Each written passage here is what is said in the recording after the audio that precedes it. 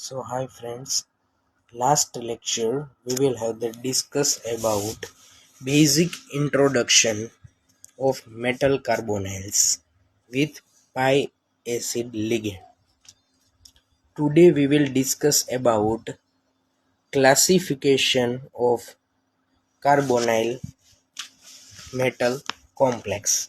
હવે જે કાર્બોનાઇલ metal complex કોને કહેવાય કે જેમાં એઝ અ લિગેન્ડ તરીકે કાર્બન મોનોક્સાઇડ પ્રેઝન્ટ હોય અને કાર્બન અને ઓક્સિજન વચ્ચે ડબલ બોન્ડ પ્રેઝન્ટ, બરાબર.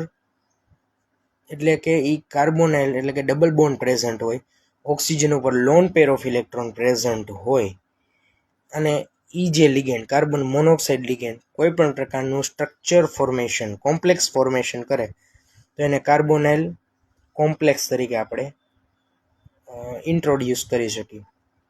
હવે જે કાર્બન રિલેટેડ જે કોમ્પ્લેક્સ છે, કાર્બન મોનોક્સાઇડના જે કોમ્પ્લેક્સ ફોર્મેશન, બરોબર છે, એને આપણે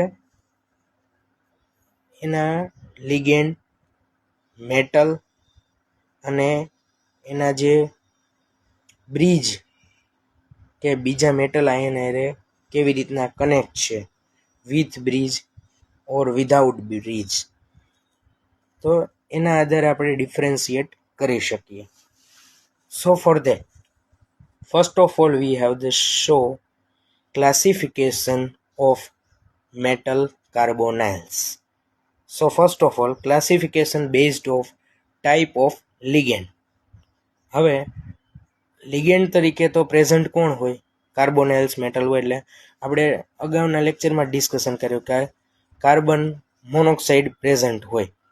હવે જો બેઝ ઓન લિગેન્ડ એટલે કે કયા ટાઈપનો લિગેન્ડ છે એ મેટલ આયન હારે કનેક્ટ છે એના બેઝિસ ઉપર આપણે કાર્બોનાઇલનું ક્લાસિફિકેશન કરી તો આપણને ટુ ટાઈપમાં ઓબ્ઝર્વ થાય, હોમોલેપ્ટિક એન્ડ હિટ્રોલેપ્ટિક. હવે homo means same type of ligand. હોમોનો અર્થ જ થાય કે સરખું હોય, એને શું હોમો કહેવાય. એટલે કે હોમોલેપ્ટિક એટલે one type of the ligand present in coordination sphere, બરોબર. જે આ મેટલ અને લિગેન્ડ વચ્ચેનું કોમ્પ્લેક્સ ફોર્મેશન કોર્ડિનેશન સ્પીયર બન્યું એના થ્રુ, એ કોર્ડિનેશન સ્પીયરમાં ઓનલી વન લિગેન્ડ પ્રેઝન્ટ હોય તો એવા જે કોર્ડિનેશન સ્પીયરને આપણે હોમોલેપ્ટિક કોર્ડિનેશન સ્પીયર આપણે કહેવામાં આવે. એન્ડ હિટ્રોલેપ્ટિક મીન્સ કે અલગ અલગ ટાઈપના જે હિટ્રોએટમ એટલે કે એક કરતાં વધારે લિગેન્ડ પ્રેઝન્ટ હોય કોર્ડિનેશન સ્પીયરમાં, મેટલ કાર્બોનાઇલ હારે એક કરતાં વધારે લિગેન્ડ પ્રેઝન્ટ હોય અને એક કરતાં વધારે બોન્ડિંગ એમાં ઓબ્ઝર્વ થાય તો એને કહેવાય હિટ્રોલેપ્ટિક. હિટ્રોલેપ્ટિક એટલે સમાન ના હોય, બરોબર. એટલે કે એક કરતાં વધારે લિગેન્ડ મેટલ આયન હારે કનેક્ટ હોય એને કહેવાય હિટ્રોલેપ્ટિક coordination સ્પીયર. So for that this is whole information about the basis of ligand. Second type of the classification is basis of metal. So for that there is a two type, mononuclear and polynuclear. Mononuclear એટલે કે એવા ligand in coordination sphere only one metal ion. હવે જો કોઈ પણ complex હોય તો આપણે પહેલાં ચર્ચા કરી લિગેન્ડ થ્રુ, હવે આપણે ચર્ચા કરી છે મેટલ થ્રુ. તો આમાં કની વિશે ચર્ચા આવશે, ઓનલી કેટલા ટાઈપના આપણે મેટલ જોઈન્ટ થાય એની ઉપર કોર્ડિનેશન સ્પીયર ડિપેન્ડ્સ રહેશે. આના પહેલાંનામાં લિગેન્ડ હતું તો લિગેન્ડ ઉપર ડિપેન્ડ રહીએ. So this is classification based on the metal ion combined with ligand. So for that is a two type, mononuclear and polynuclear. So for that mononuclear coordination sphere contain only one metal ion combined with ligand, only one type of ligand. હવે I give an example, FeCO5.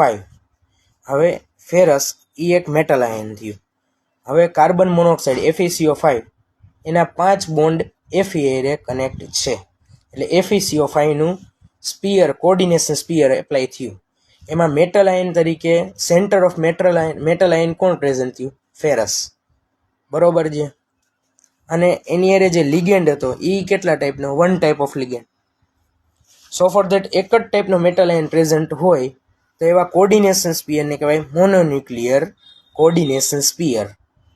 And એક કરતાં વધારે metal ion present હોય તો એને કહેવાય polynuclear, એટલે કે in coordination sphere more than 1 metal ion present with ligand.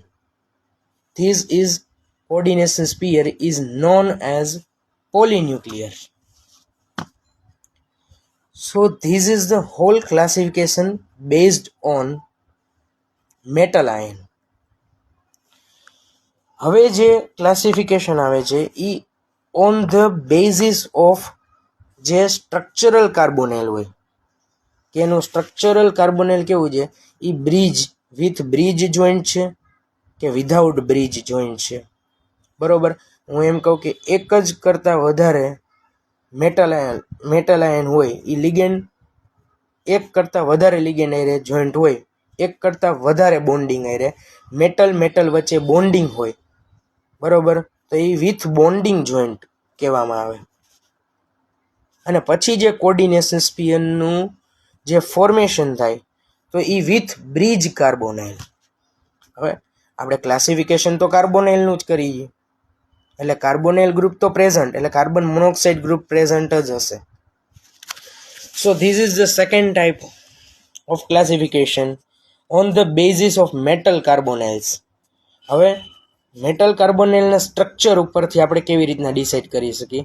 તો there is a 2 type, bridge carbonyl and non bridge carbonyl. હવે બ્રિજ કાર્બોનાઇલ કોને કહેવાય? It is contain one bonding between of the metal ion, બરોબર, with bridge.